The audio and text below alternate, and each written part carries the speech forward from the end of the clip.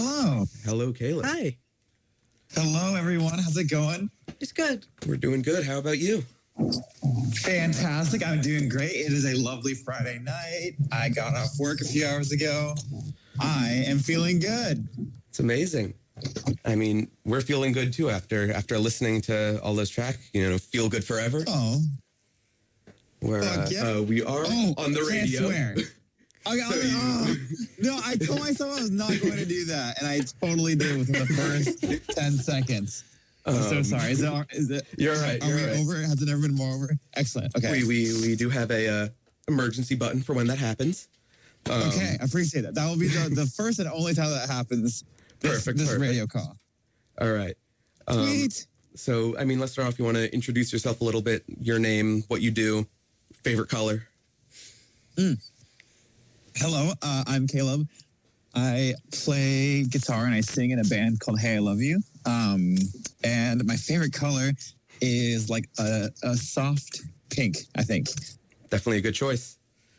Thank you. Yeah, I mean, so we had a few questions that we wanted to ask you. You guys want to start, or you want me to start out? I think you should start. All right.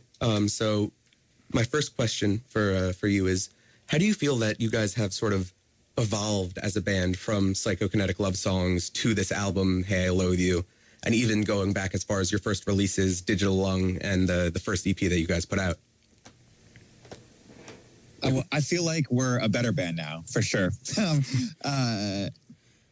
We've actually just gone a lot more collaborative throughout the years. Like Psychokinetic Love Songs, everyone played on it, but it was like me and my drummer Connor would write the songs, and then everyone else would basically put their parts over it.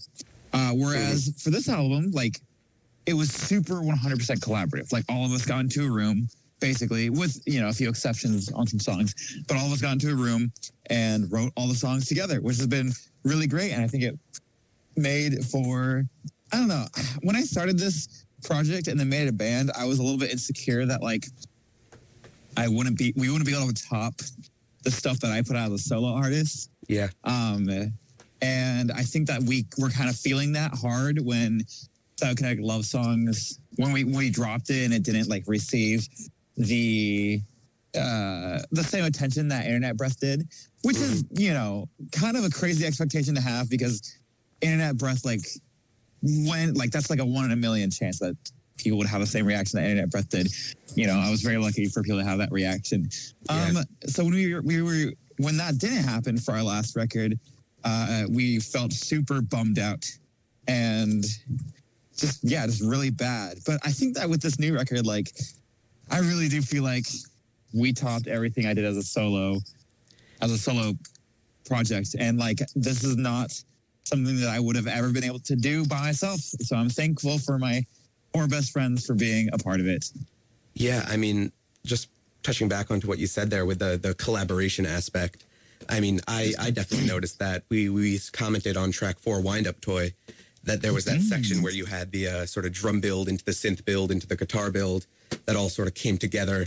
I mean, even just that was just such a, I mean, you could hear how much everything came together in that point, how everyone was working together to make that sound.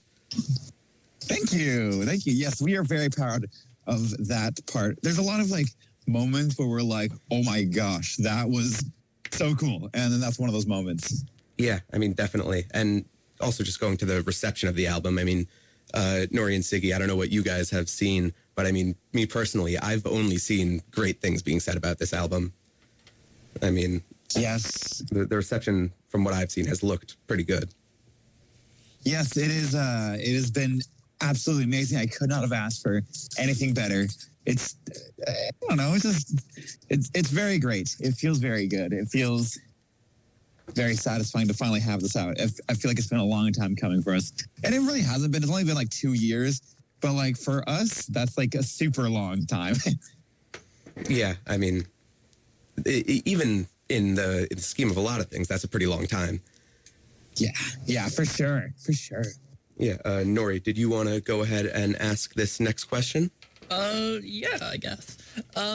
Yeah, so part of that is, are there any bands or Sorry. Yeah, are there any bands or any music that have really specifically influenced this album or tracks? I know you released a while ago the list of like what types of bands you're really going for, even specific songs for some of them for off the track list here. But like anything you really felt like stood out as an influence here? Yeah, I think that's like an overall influence. I think that like with the goal with Hey Love You is that like with each track we are inspired by a different band or a different song, because like, that's like the ultimate goal with Hey Love You is to like make music that we want to listen to, right? Of course, as it should be. But yeah, right, exactly.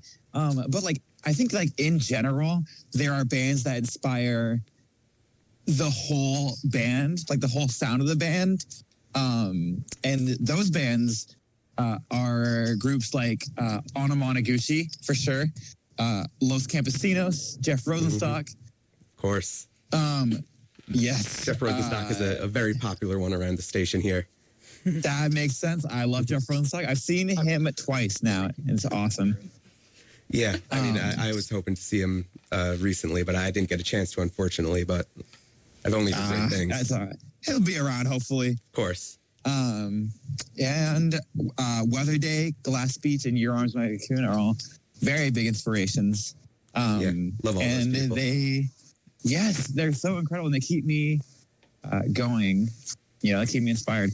I think that like for this album specifically, we were listening to a lot of like heavier music and hardcore music. Mm-hmm. Yeah, we definitely heard that. Yeah, I don't know if I could name any specific bands that we were listening to because I was just listening to so much hardcore, and I wanted to sort of bring in those kind of heavier influences. Yeah, I mean, I definitely noticed that. I know that you have also been working on another project, Flyover States. Yeah. Correct. I definitely heard some of that kind of crossing over into this album, sort of that sound, that heavier, almost we call it like almost a metalcore sound. Yes, thank you. Yes, that's shout out Flyover States. Awesome. Very awesome. Yeah. So the next question that we had for you, Siggy, do you want to go ahead and ask it, or? Sure. Right. You guys make a type of music that's really fresh and new, and it's really hard to describe that with a single genre. Gabe has called it almost a mix of hyperpop and rock and emo when describing it to some of his friends. What genres would you say best describe your music? Ooh, great question. Great question. I don't know. Whenever people ask, it kind of depends on who's asking. But like, if like a coworker will ask, I'll usually just say like indie rock. Sometimes I feel like getting more specific, I'll say emo, just to like generalize things. But if people are like really asking, you know, then I'll be like, we make like synth, like lo-fi synth emo. I think it's like the best way to describe it. I don't know. Whenever I try and say like what we are, because, you know, we like to be weird and different and eclectic. But I try and say like something that the person who I'm talking to, like, if I can tell that they like, well, I don't know, like indie rock or whatever, I'll be like, yo, so we're like a synth indie rock band, you know? But if I can tell that they're like a hardcore guy, I'm like, yeah, we're like screamo with synths in it. And if they're like a Weezer guy, that'll be like, we're like if Pinkerton was cool. True. Of course. Yeah, I did notice on Bandcamp, this is the album tagged with a bunch of tags. I think one of them is bedroom pop, but I don't really agree with that. But I don't know. You might just... I haven't really listened to much bedroom pop myself, but... I didn't do that. I didn't tag those. So that's totally... That might have been... It's totally okay that you don't agree with that. Yeah. I don't... Was that like the record label? Used to be more accurate. Yeah, I think it used to be more accurate when we were like a solo piece, but... Yeah, I agree. I think the first two EPs were definitely more bedroom pop. Yeah, definitely. But most of this was still recorded in a bedroom, though. Fun fact. Oh, wow. we do have a question coming up about that in a little bit. But sticking to that sort of genre theme, so you guys often call, from what I've seen on Twitter and on some of your bios on some sites, Nintendo core and nerd core music, which are just descriptors that I love. that you used to describe your sound. But so this question, if you could work with one video game to make the soundtrack for that game, what game would that be? Oh, well, my favorite game series is Earthbound. So this would literally never happen. But if they made a Mother 4 or an Earthbound 3, I would love to be involved in some way in the soundtrack creation of that. Really, like, making a soundtrack for a video game is like a huge bucket list thing for me. And I was asked to do a few songs for an indie game called Garage Sale, but life got really busy at the time and I was not able to do it, which is super sad. But really any video game, I mean, like, I love Nintendo, obviously. So anything Nintendo does, I would love to be a part of it. Yeah. Trying to think if there's anything specifically. Edmund McMillan, who did The Binding of Isaac and Super Meat Boy. I would love to be anything that he did because those were big inspirations for me as a kid. Trying to think of what else. I don't know. Any retro type game. Yeah, I mean, a lot of the music definitely has that retro type sound. Yeah. If there was like any Pizza Tower type game, like just like kind of like goofy, fun type, you know. Yeah. That's my style. Of course, yeah.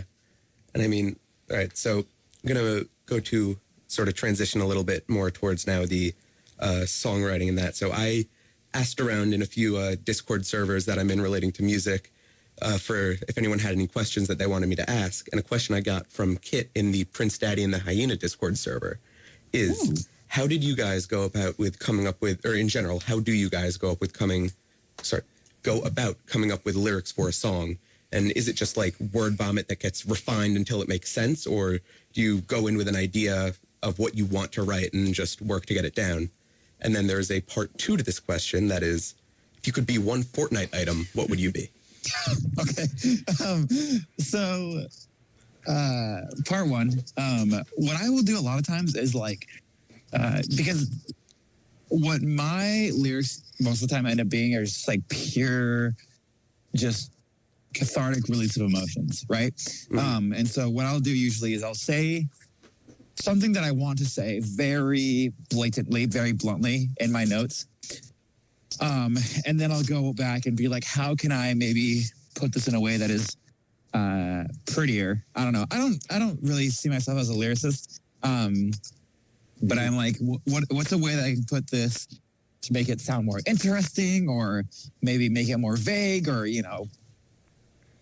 like I said, like prettier, or something like that. That's how I come up with a lot of my lyrics. Is just like going back and refining just very blunt thoughts that I have. Blunt thoughts. Yes. And then a Fortnite item. I am a big, I don't know what it's actually called. Oh, I don't know. No, that's all right. I don't think anyone will be offended. We call it the goon juice. And it's the potion that like you the top comes off and you like spray it around and anyone around you gets healed. I think that is very silly. And I love that item so much. Definitely. All right. Before we go into the next question, I just wanted to say, some of the lyrics are like, I think emo in general just has very straightforward, blunt lyrics, but like some of the tracks on the album, Passage Bodies, Morphia Please, and Dev Hell, those were very interesting lyrically tracks. Like they were just very straightforward, but I really like them in terms of their lyrics. Thank you so much. I really appreciate that. Yeah, like I have a hard time expressing myself in general, any emotion really, like whether it be like negative or positive. I just have a hard time expressing my feelings. And so lyrics are like really the best way that I know how to. Like if I don't write, if I feel like upset about something, it'll basically stick with me until I can get it onto, I would say paper, but like onto my notes app. But yeah, thank you so much. I really appreciate that. Yeah, of course. Yeah, I can definitely relate to that. I actually got diagnosed with a disorder recently. I won't say it on air because it's not anyone's business, but yeah, I definitely have that feeling of not being able to express myself just feeling things but not being able to put them into words.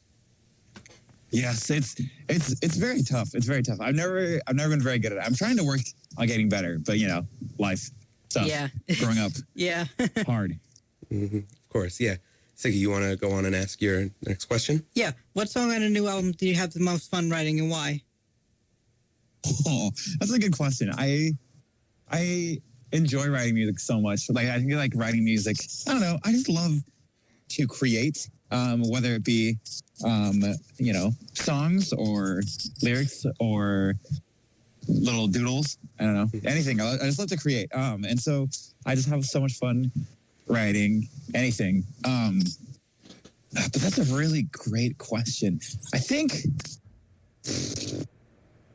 oh, gosh, I'm trying to think back on because this song was written over like a 2.5 year period. So we wrote it in like a lot of different places and a lot of different times in our lives. I remember having a lot of fun writing Feel Good Forever. I think that is just such a fun song. And I think that I remember when no. You know what? I think End Credits, the very last one, was the most fun for us to write. It was just, I think we enjoyed every single piece of it so much. I remember when we first came up with that, we played it 5 times over and over again, just because we just loved how it felt playing that part. Yeah, and that one took us the longest to write too, because before we had that big, huge very ending part, it just kind of faded out in the chorus. So we didn't have an ending for a really long time, until one day I finally came up with that last piece and brought it to the band, and we made it into this Weird Times of Zero type deal. And it was such a good feeling, I think, finally putting the final bow on that song. It was awesome. Yeah, I mean, that song was really amazing. I mean, it makes sense that it took you so long to write. It was also the longest track on the album. So yeah, that makes sense. Yeah, I had written down in my notes here that the sort of intro to that song sounded almost like boss music, like that sort of feeling thank of you. Yeah, like entering that final fight in the game. I love a good boss track, truly. Of course. All right, so the next question that we had, Nori, you want to go ahead and ask that? Sure. Yeah, this is actually going all the way back to psychic love songs. As a part of that, you had the song "The Tempest" in the middle of it, which is just a very kind of slow, almost piano ballad during the middle of a chaotic emo rock album. So, what's your thoughts when you went into adding that in? Yeah, so that is a piano piece that Sky had written when she was in 8th grade. That just never really, she would play it a lot on, whenever she had the chance to, on a piano. But other than that, she hadn't done much with it. She has quite a few just full classical piano pieces that I think are very wonderful and beautiful. And I really wanted The Tempest specifically to be heard by more people. And, Psychic Night Love Songs is a super weird record. And I just felt why not make it weirder? Why not throw this beautiful, lovely piano piece right before the last song? And that was something that was a tradition that we wanted to continue on this next record, but we forgot, so we did not. Well, I mean, yeah. in our listening to it, I mean, I sort of made the comparison that the few tracks, when I could still feel and Head Like a Zombie, were very, I mean, they weren't the same sort of piano track, but they were very slowed down, sort of, yes, bringing it to a calmer sound for right before the ending with that build throughout end credits. Thank you. Yeah, we purposefully wrote, I don't think it was on purpose, but I think it just ended up lining up correctly, and then we made it so that they were on the, they were right next to each other on the track list. But Head Like a Zombie and End Credits are in the same key. So it made transitioning them into each other really easy. And I am very stoked on that transition. I think it turned out really good. Yeah, of course. Yeah, I mean, we loved it here. We are starting, we have about 10 minutes left in our time for the show. And I think more questions than we would be able to get through in that time. So I'm going to ask question, and I'm going to ask Siggy if you want to sort of, while that question is being answered, think about how we can combine these two questions about gear into one question if we can. Ooh, I love out. gear. But so We can lightning round. I'll be fast. Yeah, while we're getting that question ready, I will ask, what is your dream venue to play? And continuing with that, maybe even your dream lineup to play with at that venue. So I don't really know a lot of venues. I don't know. I grew up in Billings, Montana, where there are really no venues. There's like 3 that you can play at. And yeah, so I haven't really been to a whole lot of venues outside of the ones that we've played and like some random shows that I've seen. So I don't really have a dream venue.